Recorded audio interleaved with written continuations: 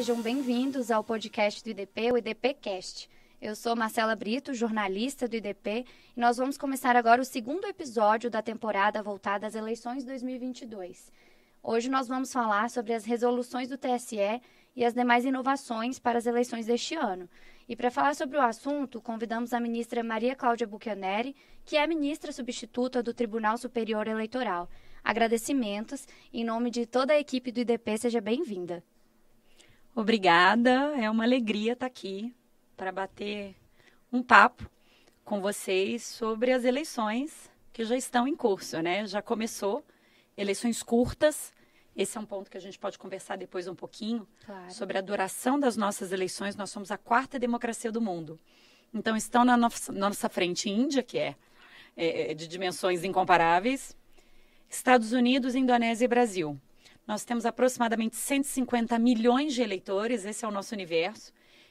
Os Estados Unidos, nas últimas eleições presidenciais, que foram vencidas pelo Joe Biden, apresentaram um corpo eleitoral próximo de 150 milhões de votantes. A gente lembra que lá o modelo é diferente, o voto não é obrigatório, então muitos não se alistam. Então o corpo votante foi próximo de 150 milhões, o que foi recorde na história americana, e a Indonésia também se aproxima um pouco do nosso corpo eleitoral. Então a gente pode fazer uma comparação também, inclusive em tema de duração de campanha.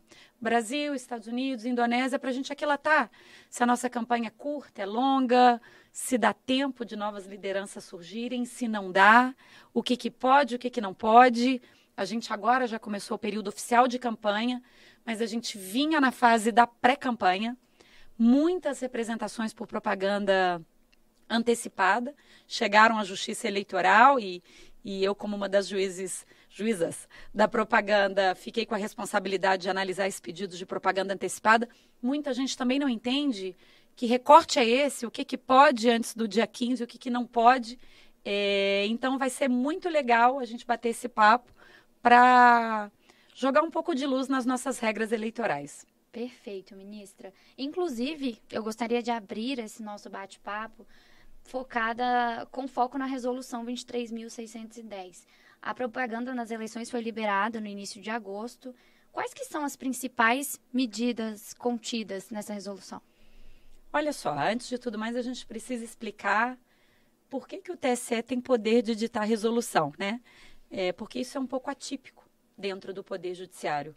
Então, nem a Suprema Corte tem esse poder normativo tão agudo. Então, a Justiça Eleitoral é muito peculiar dentro do modelo do Poder Judiciário. Ela tem um poder administrativo muito forte. Então, ela organiza as eleições. É um orçamento gigantesco, uma logística complexa. E ela disciplina, em alguma medida, o processo eleitoral. E daí o poder normativo de editar resolução. Por que eu disse que ela disciplina em alguma medida? Porque, evidentemente, que a resolução ela transita ali dentro do campo da legalidade. Então, o desafio que o Tribunal Superior Eleitoral tem é de pegar a legislação eleitoral, e a gente precisa lembrar que no Brasil é muito comum, todo ano ímpar, ter uma mini reforma eleitoral. Então, adaptações das regras do jogo, sempre um ano antes das eleições, elas são muito comuns. Então, o TSE tem a missão de pegar essas novas disciplinas normativas que o Congresso invariavelmente edita um ano antes das eleições e trazer para o mundo concreto, pormenorizar e disciplinar. O TSE não pode ir além da lei, não pode ir contra a lei, mas ele precisa, sim, muitas vezes, preencher alguns buraquinhos, algumas lacunas que o legislador acabou não ocupando. E se você me perguntar qual que eu acho que é a grande novidade da resolução de propaganda desse ano, eu invocaria o artigo 9º e o 9º-A da resolução que se referem a fake news, desinformação. E por que eu digo isso? Porque a gente não tinha, até então, um dispositivo que dissesse desinformação é propaganda irregular. Isso nunca foi dito. Esse era um fenômeno para o qual nós não estávamos preparados em 2018. O TSE teve tempo de se organizar, de fechar acordo com as plataformas de mídias sociais, vamos falar sobre isso mais à frente, mas também sobre essa inovação, por que ela é importante? Porque o tribunal pôde colocar como bem jurídico tutelado a integridade do ambiente informativo. Então, não adianta, quando a gente fala de propaganda, o que a gente está, no fundo, por que a gente disciplina a propaganda? Essa é uma pergunta interessante. Por que não vale tudo? Né? Por que eu não libero outdoor? Por que é proibido? Por que eu fico controlando o tamanho do adesivo, se ele é perfuradinho, se ele não é, pintura de muro? A nossa legislação ela é muito minudente sobre o que pode e o que não pode. E aí, se vocês me perguntam, muitas pessoas me perguntam, mas para que isso, né? Por que tanta tutela? A primeira ideia de se tutelar a propaganda, e essa foi uma opção do legislador, foi a seguinte: evitar o abuso do poder econômico. Então, por exemplo, você não tem idade para isso, mas os mais velhos, como eu, vão se lembrar dos showmícios. Sim. Que ferviam no período de campanha e eram multidões em praças. Fora de época. Era uma folia. Sim. E por que se proibiu o showmício? Porque isso dava uma vantagem comparativa a quem tinha dinheiro suficiente para contratar aqueles grandes eventos. E com isso, o que você tinha? Você tinha a captura de um eleitor que normalmente não iria para o meu comício. Se eu fizesse só o comício, ele não ia aparecer. Gratuito. Ele não ia estar exposto à minha propaganda, ao meu número, ao meu pedido de voto. Mas no momento em que eu coloco um super artista do meu lado, eu capturo aquela audiência com base no meu poderio econômico e eu chego a pessoas que normalmente eu não chegaria. Então, essa ideia de baratear e de evitar o uso excessivo dos recursos financeiros está subjacente a muitas normas que o Congresso editou, proibindo uma coisa ou outra, e eu dei o exemplo do showmício, porque é o exemplo mais vistoso. Então, o primeiro valor subjacente às regras da propaganda é esse: evitar que quem tem mais dinheiro consiga desequilibrar o processo eleitoral e ter vantagens comparativas que os outros não têm. Então, o mínimo de igualdade de chances entre concorrentes é a ideia de se tutelar a propaganda. Esse é um primeiro bem jurídico. O outro bem jurídico, e aqui já se refere ao marco temporal, né? Porque todo mundo só pode começar a fazer propaganda a partir do mesmo dia, que é depois do dia 15 de agosto. É para ninguém queimar a largada. Então, novamente, a ideia da igualdade de chances. É a mesma ideia de uma corrida curta. A nossa campanha é muito curta. Todo mundo tem que sair, começar a corrida maluca no mesmo momento. Se alguém começa a fazer propaganda antes do período, tem uma vantagem, saiu na frente, queimou a largada. Essa é a ideia de se estabelecer um marco temporal, um recorte. A partir de agora pode, para trás não pode. E a gente também tem outros valores que a disciplina da propaganda procura proteger. Quais são? A dignidade da pessoa, então, não posso injuriar, não posso caluniar. São mínimos de regras de comportamento, né? E a gente sabe que num processo eleitoral, e as pessoas que se expõem ao escrutínio público, elas estão naturalmente sujeitas a críticas mais contundentes, mais ácidas. Isso, inclusive, faz parte do jogo político, do gestor público, né? De se expor a um escrutínio mais severo, mas há um núcleo de respeito à intimidade, à imagem, à dignidade da pessoa que não pode ser ultrapassado. Então, preservar esse núcleo também é outro bem jurídico tutelado pela propaganda, pelas regras de propaganda. E aí a nossa resolução trouxe um outro, que é a rigidez do ambiente informativo. Essa é uma novidade importante. Então, não pode ter abuso do poder econômico, não pode ter quebra de paridade, não pode ter ofensa à imagem, à dignidade da pessoa, mas também o eleitor tem o direito de realizar a sua escolha eleitoral num ambiente onde ele não é induzido em erro por informações falsas, em que se diz que uma pessoa falou isso, mas no fundo ela não falou, e isso então induz o eleitor a formar a sua escolha de uma maneira incorreta. Então, se eu pudesse destacar, a grande inovação dessa resolução é colocar a integridade do ambiente informativo como um bem jurídico tutelado pelas normas da propaganda. Excelente. Aproveitando o gancho das fake news, da desinformação, vamos trazer à pauta o disparo em massa. Nas eleições anteriores, gerais, nós tivemos o surgimento desse fenômeno nas redes sociais, que foi muito pautado pelo Facebook à época. Hoje nós temos outras plataformas em destaque, como o Instagram, o WhatsApp, Telegram, enfim, várias outras. A LGPD surgiu nesse meio tempo da última eleição a essa atual que nós estamos, e hoje ela pauta algumas questões ligadas ao período eleitoral, inclusive essa questão do disparo em massa, do envio de mensagens eletrônicas, onde foi permitido o envio aos eleitores e eleitoras que, assim, que o quisessem, que fornecessem seus dados de forma voluntária para recebimento dessas mensagens vindas dos partidos, dos candidatos, de fontes, a priori, oficiais daquele candidato. Ao seu ver, ministra, essa medida, ela contribuirá para o combate de desinformação em massa? Qual que é a expectativa em torno das imposições trazidas pela LGPD? Olha, essa questão da desinformação, do microtargeting, né, da propaganda política, de você mandar mensagens direcionadas para cada grupo, dizendo exatamente o que ele quer ouvir. E a gente sabe que para você fazer microtargeting, você precisa coletar dados daquelas pessoas, qual é o perfil de consumo, qual é a faixa etária, qual é o perfil ideológico, e muitas vezes esses dados que nós deixamos, as nossas pegadas digitais, né, a partir das páginas que curtimos, das postagens que compartilhamos, esses dados muitas vezes são acessados de forma ilegal e indevida, justamente para que esse microtargeting do marketing político seja feito. E o debate também em torno da desinformação via internet, esse não é um debate, não é um problema exclusivamente brasileiro. Essa é uma questão da democracia contemporânea. Muitos falam que a gente está numa nova revolução industrial, que seria a revolução da internet. Falam que estamos experimentando um momento de democracia digital.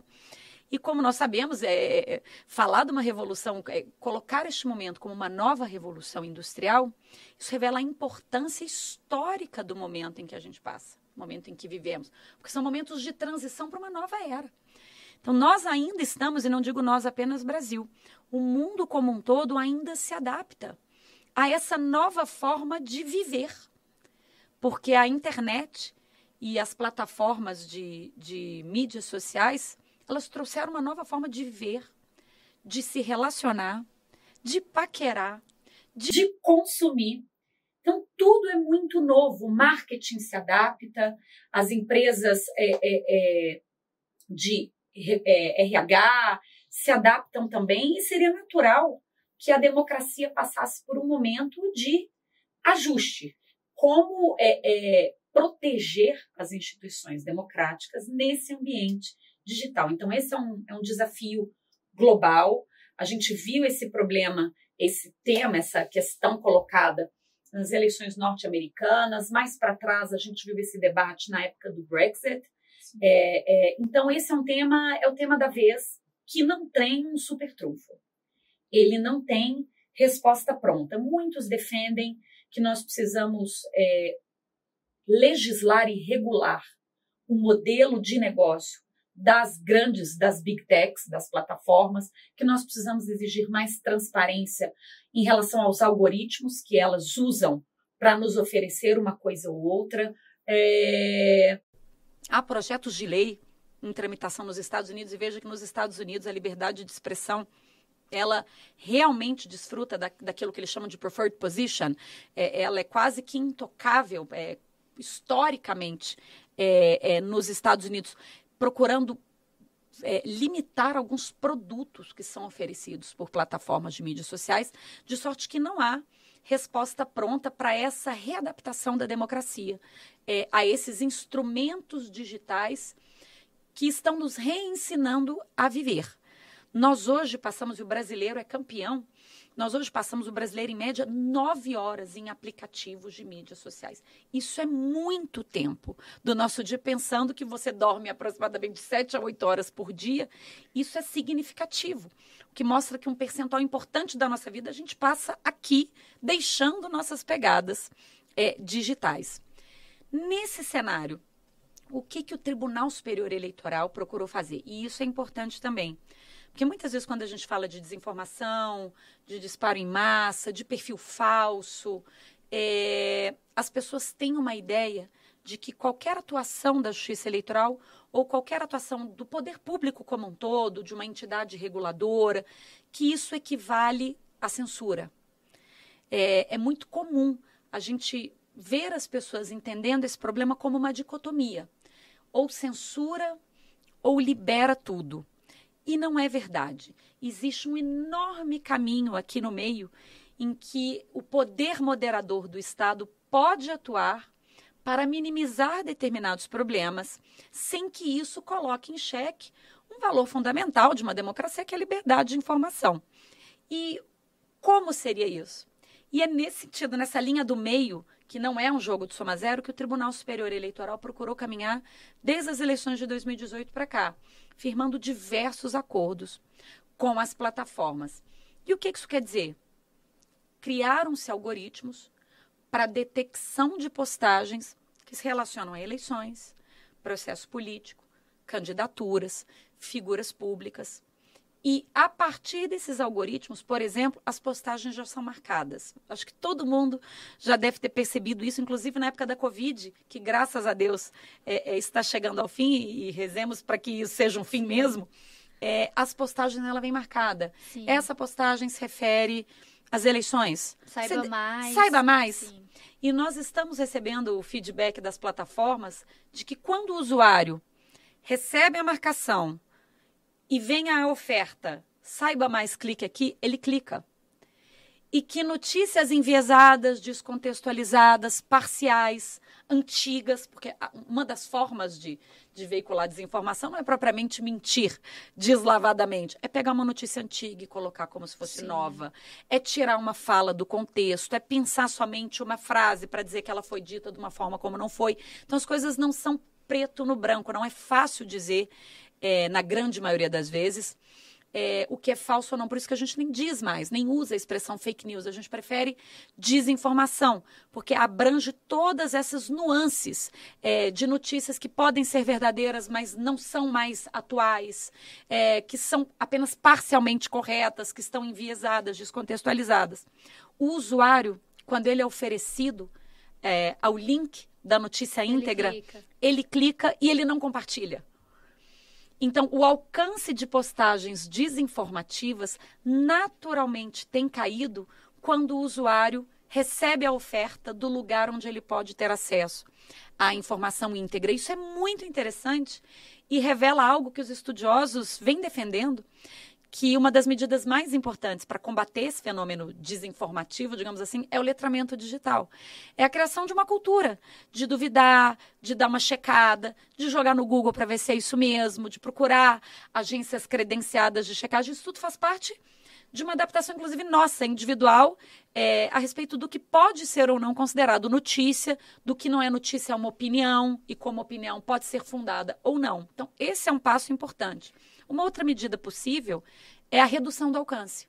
Então, a postagem fica lá, mas a própria plataforma, ao perceber que aquilo pode não ser 100% íntegro, ela reduz o alcance. Não há censura, mas ela atinge um número menor de pessoas.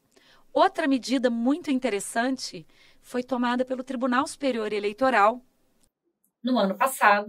Eu acho que os ouvintes devem ter de alguma forma tomado conhecimento, que foi uma decisão do ministro Luiz Felipe Salomão, na época que é o regedor, quando ele determinou a desmonetização de determinados canais no YouTube. Isso foi muito interessante, porque eram canais que faturavam alto, difundindo mentiras sobre as urnas eletrônicas. Isso gerou um procedimento no Tribunal Superior Eleitoral. E qual foi a decisão do ministro Salomão? Ele removeu o conteúdo? Não. Se a gente for lá e pesquisar no YouTube, aquele conteúdo está lá até hoje. O que ele entendeu foi o seguinte: vamos desmonetizar. O conteúdo está acessível, não há censura, mas as pessoas também não vão poder faturar em cima do descrédito das nossas instituições. Veja que eu não estou falando de censura. Então, novamente, o combate à desinformação não é um jogo de soma zero. Não é ou tira tudo, derruba tudo ou deixa tudo como está. Há uma série de caminhos intermediários. Uma coisa que pouca gente sabe, e acho legal explicar aqui, é que o YouTube, quem tem filho, você não deve ter filho, mas quem tem filho sabe, ele tem uma ferramenta que chama Autoplay. O que é o Autoplay do YouTube? Se eu vou almoçar com a minha filha, eu jogo lá Princesa Elsa e escolho um vídeo, ela vai ver o vídeo da Princesa Elsa. A hora que acaba o vídeo, a plataforma não encerra. Ela vai tocando outros e outros vídeos que são oferecidos pela própria plataforma, automaticamente vai tocando, a partir dos critérios de busca que eu usei para chegar naquele primeiro vídeo. Então, ela interpreta o que eu estou buscando, é um algoritmo, lê o que eu quero e vai me levando a vídeos outros que eu não procurei. Então, eu deixo o celular da minha filha com a Princesa Elsa, quando eu vou pegar, ela está no Mickey Mouse. Eu não busquei o Mickey Mouse, mas o algoritmo leu que esse era mais ou menos o meu perfil e foi levando automaticamente o vídeo. Hoje, o tempo gasto, e a gente fala que em tema de democracia digital, marketing digital, a gente está numa economia da atenção. Então, existe uma disputa para firmar os seus olhos, porque aquilo gera mais coleta de dados e mais riqueza em propaganda e em anúncios. Então, é a economia da atenção. Hoje, 75% do tempo gasto no YouTube não é no vídeo que você procurou. É no vídeo que ele te deu. É no autoplay. E aí vem uma pergunta interessante. Quanto vale ser o primeiro vídeo que o YouTube oferece? Porque a pessoa não vai ficar eternamente. Certamente ela não vai chegar até o vídeo 150. Ela vai morrer ali no começo. Quanto vale ser o primeiro? Quais são os critérios? Uma pesquisa feita pelo Washington Post, muito interessante, revelou que quando o algoritmo capta algum viés ideológico ou político daquela busca ativa do usuário, ele te joga para os extremos. E isso era um fator importante daquilo que a gente chama de filter bubbles, bolha filtro, de as pessoas só receberem notícias que reforçam aquele viés que ela já tem, sem nenhuma chance de receber uma informação que ao menos coloque em dúvida aquilo que ela buscou inicialmente. Por isso que há projetos de lei em trâmite no Congresso americano, por exemplo, no sentido de proibir o autoplay do YouTube. E a decisão do ministro Salomão, quando ela preserva aquele conteúdo, mas manda desmonetizar, ele também proíbe que o YouTube ofereça aquele conteúdo pela ferramenta do autoplay. Ou seja, o conteúdo está lá, mas só vai ter acesso a ele quem efetivamente buscou por esse conteúdo, aquela busca ativa. O YouTube não vai poder me levar a esse conteúdo que eu jamais chegaria se não fosse a ferramenta do autoplay. Então, veja que é muito interessante. Existem inúmeras providências no meio do caminho que ajudam a melhorar o ambiente informativo e que não envolvem, por nenhum modo, a censura. Voltando agora para aquilo que você me perguntou, da LGPD, do cadastramento do eleitor para recebimento de mensagens, a ideia da legislação sempre foi a da voluntariedade. Então, eu não posso ser exposto a mensagens que eu não quero, que eu não pedi e que eu quero sair. Essa era a regra, por exemplo, dos e-mails. Os candidatos poderiam mandar e-mails, mas tinha que ter uma possibilidade de eu descadastrar, de eu sair daquele grupo se eu não quiser receber. A ideia da mensageria por aplicativos é a mesma ideia. Eu preciso oferecer os meus dados, ou seja, eu preciso querer estar exposta àquela mensagem e eu preciso ter um mecanismo fácil de me desabilitar. Eu não quero mais receber essas mensagens. Sempre, claro, preservados os dados que eu forneci ao me habilitar ao recebimento daquela mensagem. Isso funciona? Funciona.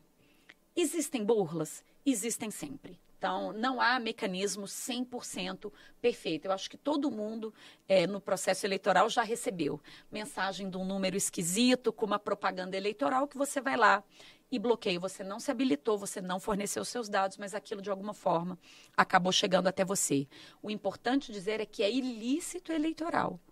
É crime eleitoral contratar pessoas para disparar mensagens em massa para eleitores que não pediram, que não fazem parte. Isso é ilícito eleitoral e vai ser punido. E as próprias plataformas nos acordos que celebraram com o TSE, estão tomando iniciativas contra essas empresas que oferecem esse tipo de serviço, que é absolutamente legal. Sim. Inclusive, ministra, essa é a brecha para a nossa próxima pergunta, que é a respeito das punições. Quais que serão as punições para quem se valer do abuso de poder e do uso indevido das plataformas, dos meios de comunicação em geral, nessas eleições? A gente pode sintetizar aqui quais são as principais punições para quem infringir todas essas orientações, tanto do TSE quanto da LGPD, do direito, numa forma geral? Pode sim. A figura do abuso de poder é a figura mais antiga do direito eleitoral. E ela não se altera. É um ilícito grave que gera as sanções mais extremas do direito eleitoral, quais sejam a cassação do registro ou do diploma ou do mandato e a imposição de inelegibilidade por 8 anos. Então, essas são as sanções mais graves do direito eleitoral sancionador, à exceção, é claro, dos crimes eleitorais, porque daí você já entra para a esfera do direito penal. Mas no campo do direito eleitoral sancionador, as figuras do abuso de poder, que são 3.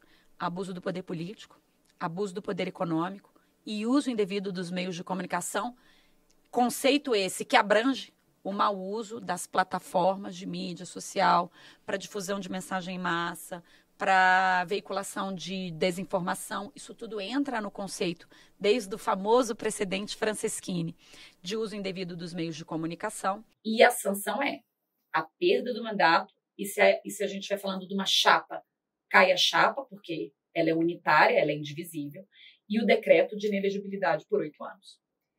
Perfeito. Com relação à resolução 23.673 de 2021, ela ganhou uma nova redação para aumentar a quantidade de urnas que são submetidas à auditoria dos sistemas eleitorais durante a cerimônia de preparação dos aparelhos. A senhora poderia falar um pouco mais sobre essa questão para nós? A transmissão das auditorias ocorrerá ao vivo? Qual que é a expectativa em torno dessa questão das urnas, onde elas foram tão faladas nos últimos meses? É verdade. O Tribunal Superior Eleitoral tomou muitas medidas no sentido de ampliar a transparência. Porque eu acho que é aquele ditado antigo, né? A mulher de César não basta ser honesta, todo mundo tem que ter certeza que ela é honesta também. E é nesse sentido que o Tribunal Superior Eleitoral tomou inúmeras medidas no sentido de ampliar não só a transparência em si desses procedimentos todos que culminam com o dia da votação eletrônica, mas para aproximar a comunidade, a sociedade, para que ela entenda melhor como é que funcionam as urnas eletrônicas. Sim. Então, sim, como é que era antes e como é que era agora, né? Essa auditoria, ela era feita em até 3% das urnas, então isso era um teto, desde que solicitada pelas entidades fiscalizadoras, que eu preciso te dizer, quase nunca estavam lá. Na ausência das entidades fiscalizadoras, caberia ao próprio juiz fazer isso em uma urna. Então, esse era o regime anterior. Hoje, não. Pela atual resolução, esse teste é feito entre 3% a 6% de todas as urnas. Essas urnas são indicadas pelas entidades fiscalizadoras no momento da cerimônia de preparação, e ainda que não haja nenhuma entidade fiscalizadora, porque essa era a nossa regra, as pessoas não iam, não fiscalizavam, o mínimo de 3% tem que ser preservado. Aí vem a pergunta, isso é transmitido ao vivo? Não. O que é transmitido ao vivo é o teste de integridade, que é aquele que acontece no dia da votação. Então, para além disso, do momento da preparação, em que você vai ter esse teste de 3% a 6% nas urnas, no dia da votação, no domingo das eleições, o que acontece? Algumas urnas são retiradas do local de votação e elas vão ser submetidas ao teste de integridade.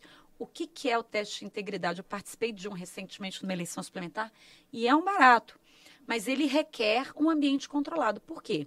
Porque eu vou pegar aquela urna que em linha de princípio ninguém sabia qual era, estava pronta para os eleitores usarem, e eu vou votar nela e votar na urna de lona, uma cédula de papel, e depois nós vamos tirar o papel e vamos conferir se o número de votos que tem na urna de lona é o mesmo de votos digitados na urna eletrônica. Por que isso merece um controle e precisa estar ao vivo? Porque alguém vai ter que ver se o número que eu marquei na urna, na cédula de papel, é o mesmo que eu digitei na urna. Então, isso só pode ser uma simulação, porque, do contrário, eu violo o sigilo do voto. Eu não posso, eleitor, chegar lá na minha sessão eleitoral e ser surpreendida com uma câmera filmando eu teclar a urna. Isso, inclusive, tem perigos em zonas, por exemplo, controladas por milícias no Rio de Janeiro. Sim. Você filmar o voto da pessoa pode expô-la a riscos e pode comprometer, inclusive, a sua liberdade de escolha. É por isso que, no dia da votação, feito o sorteio das urnas, elas são retiradas, elas vão para um lugar onde há uma câmera filmando, isso é transmitido ao vivo na página da internet, e aí você vai ver a pessoa digitar um número qualquer aqui, a câmera capta, isso está ao vivo e está gravado, se alguém quiser pegar depois esse registro pode, e ela marcando a cédula de papel, para não haver dúvida de que a pessoa não se confundiu e não se atrapalhou, porque o número aqui tem que ser o mesmo número de lá. Então, esse é o teste de integridade, ele é feito no momento da votação, ele não pode ser feito por eleitores comuns, porque não pode, porque senão viola o sigilo do voto. Então, você leva isso para um auditório, para um ambiente todo filmado e controlado. As câmeras têm que estar posicionadas para pegar exatamente o que você está digitando na urna e o que você está escrevendo no papel. E depois disso, você apura a urna e apura a urna de lona, para ver se os resultados coincidem. E esse teste de integridade, é bom dizer, não é só o de cima, que saiu de uma urna quase sempre para 6%.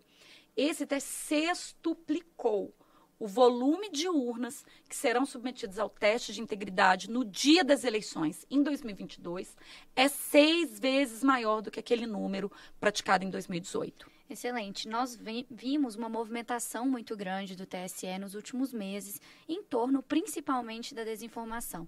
Essa parceria com as plataformas foi fundamental. Houve aquele imbróglio com o Telegram, mas acho que foi tudo resolvido. Ante essa política de demonstrar à sociedade essa movimentação, essa atuação, acredito que essa questão das urnas até chega à desinformação, porque houve muita repercussão em torno do processo eleitoral no Brasil, do dia das votações. Eu até acompanho pessoalmente a página do TSE, não só como jornalista, mas como consumidora de informação. E eu gosto muito de uma série que eu vejo por lá, que são as Pílulas contra a Desinformação.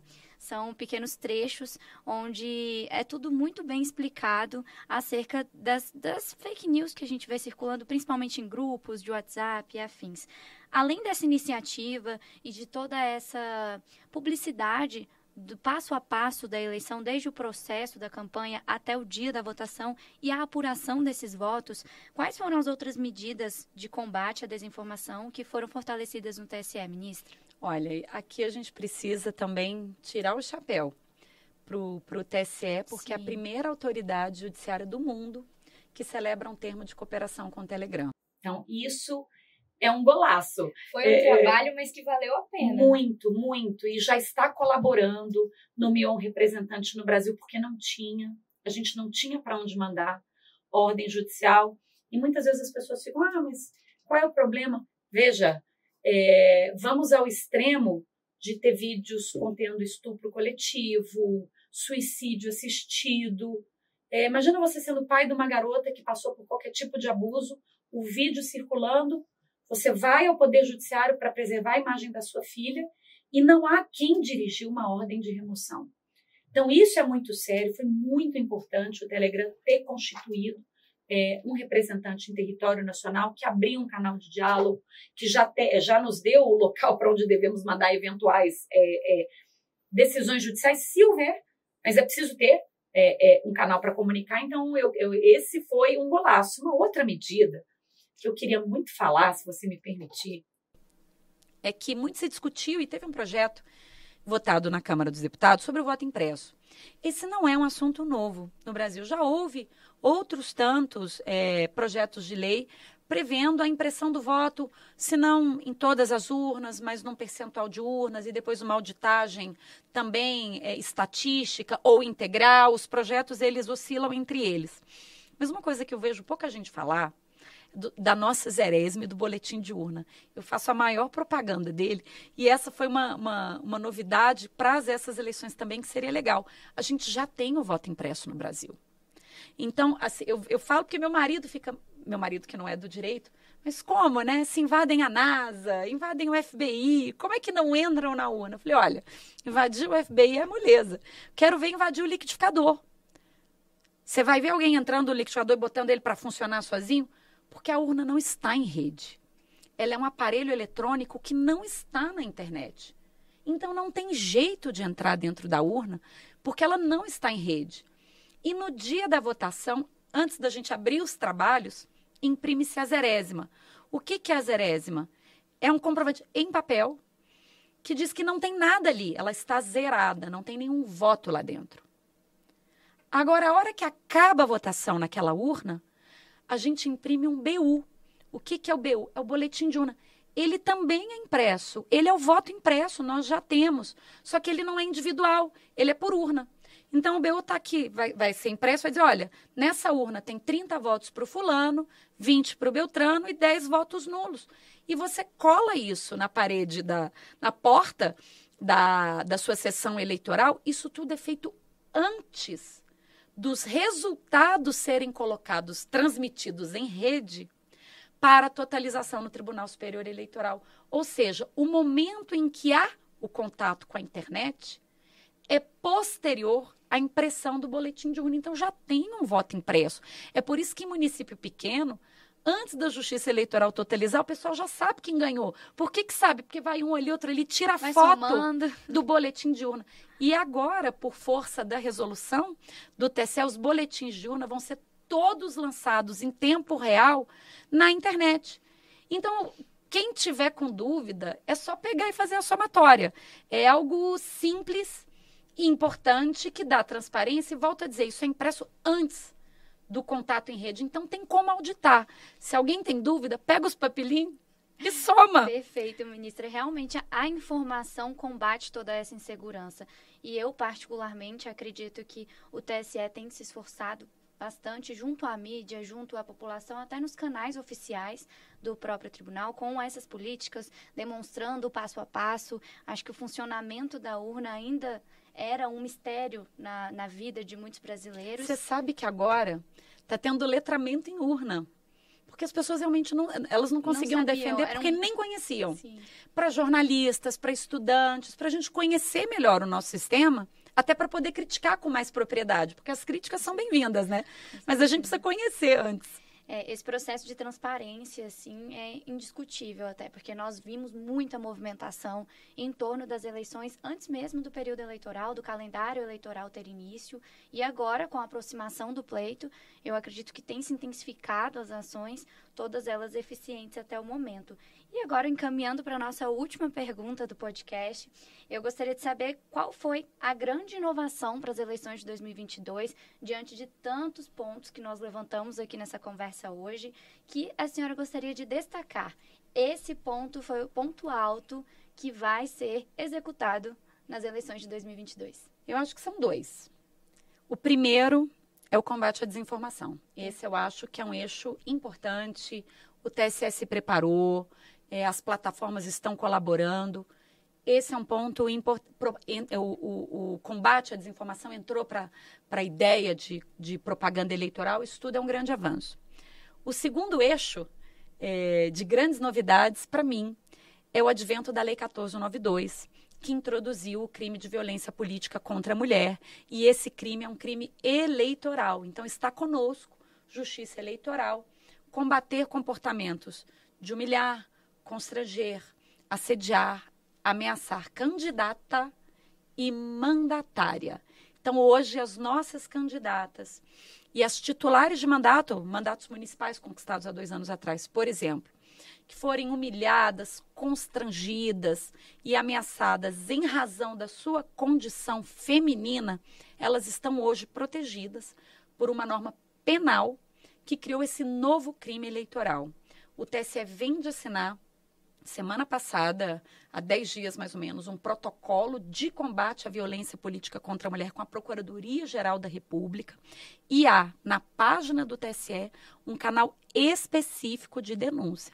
A gente está muito acostumada a ver deputada ser alisada no plenário, deputada ter o seu microfone cortado, vereadora. Recentemente a gente teve episódio de uma deputada que ouviu a seguinte frase: vou colocar um cabresto na sua boca, se eu tivesse um chinelo eu te batia, se eu topasse com você na rua eu socava até matar. Isso tudo hoje é crime. E a gente precisa fazer dessa lei uma realidade prática, para que a gente torne o ambiente político um pouco menos tóxico para as nossas mulheres. As mulheres são quase 54% do eleitorado e são apenas 15% das representantes no parlamento. Então essa é uma realidade que também precisa mudar, e essa inovação precisa ser falada e comentada, sempre lembrando do canal específico de denúncias na página do TSE. Bom, o nosso bate-papo de hoje foi muito esclarecedor em diferentes áreas das eleições de 2022. Eu gostaria de, mais uma vez, agradecer a presença da ministra Maria Cláudia Buchianeri, que foi pontual e necessária em todas as questões levantadas aqui. Gostaria de acrescentar mais algum recado para os nossos ouvintes, para se prepararem antes de encarar as urnas? Olha, eu acho que é isso. Democracia é uma festa, eleição é uma delícia. Esse ano é um ano de festa, tem eleição, tem Copa. Então vamos viver com leveza, vamos fazer a nossa escolha de uma maneira consciente, vamos procurar se informar adequadamente e curtir esse momento, porque é para ser um momento de pensar os problemas do país e, sobretudo, pensar nas soluções. Perfeito. Mais uma vez, obrigada. Eu agradeço em nome de toda a equipe do IDP, ministra. Muito obrigada, eu que agradeço.